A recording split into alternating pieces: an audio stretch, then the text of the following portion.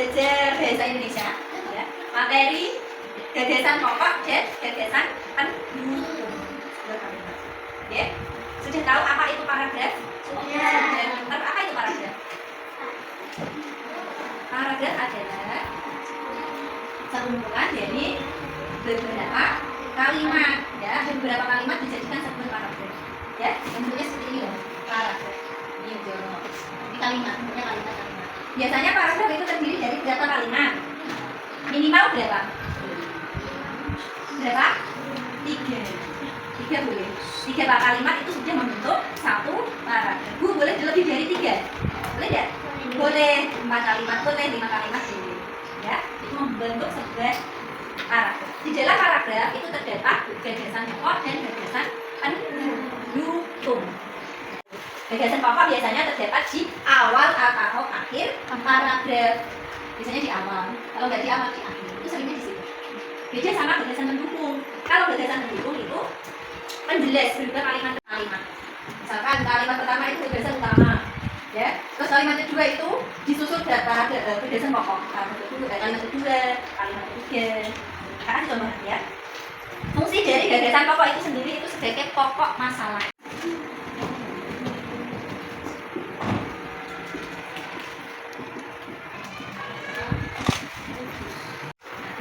Ini kalimat pertama. Mereka ingin berziarah sekaligus berwisata. Kalimat kedua. Mereka naik bus yang berukuran sejajar. Kalimat keempat. Perjalanan ke Menara Tugu memakan waktu yang cukup singkat. Dari satu paragraf ini, mana yang termasuk gagasan pokoknya?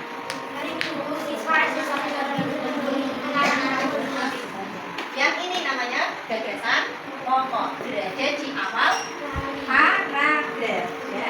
Malah itu dekat ya, lumayan, cuma sekitar 3 menit. Ya, ini merupakan contoh dari gagasan pokok dan gagasan pendukung.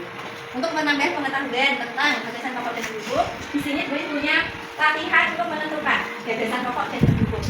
Disajikan juga paragraf, silakan kalian isi. 2 ya, persiapan dulu. Ditulis kalimatnya, yang rapi, datai pulpen. Kasih nama, kelas. Bisa bilang.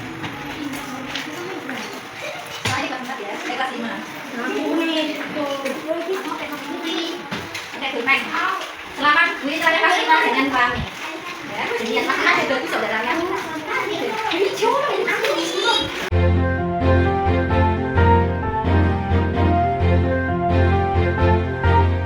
Kelas 5. Hari ini kita akan belajar IPAS ya, mengenai organ gerak hewan dan manusia.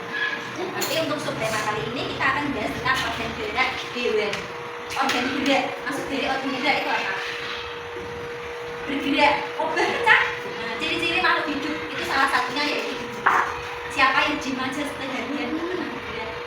Diajarkan semua makhluk hidup itu pasti bergerak. Hewan, tumbuhan, bahkan manusia. Ya, dimulai dari kamu bangun tidur. Telek harus bergerak, pasti bergerak. Nah, bola matamu, kelopak mata itu bergerak. Terus diikuti dengan aktivitas lainnya. Ya, itu contoh yang kecil dalam kehidupan kita. Sekarang kita bahas tentang yang organ gerak hewan. Bergerak itu merupakan berpindah tempat dari satu posisi ke posisi yang lain. Ya, cara gerak hewan itu berbeda-beda. Ada yang pakai kaki, ya, ada yang pakai sayap, ada yang pakai perut. Ya, paham? Tak contohkan hewan yang bergerak dengan kaki. Apa? Hewan yang bergerak kura-kura, ayam, betul. Yaitu berupa pasif dan aktif. Kalau pasif itu berupa tulang, kalau aktif berupa otot. Otot itu menerima ototnya yang saya pernah. Oke, tulang disebut alat gerak pasif karena tulang tidak bergerak dengan sendirinya. Pasti kita gerakkan. Contohnya kita sejarah ini. Tulang kita kan potong aja, kita gerakkan. Kita lurus, kita juga gerakkan. Tidak bisa gerak sendiri. Kecuali kerangka atau manusia. Otot atau gerak aktif karena otot memiliki geraknya apa, kemudian fungsinya itu apa. Nomor 1, gender apa.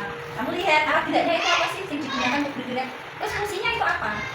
Tulis di sini, ya. 1 sampai 5. Silakan dibaca. Ya.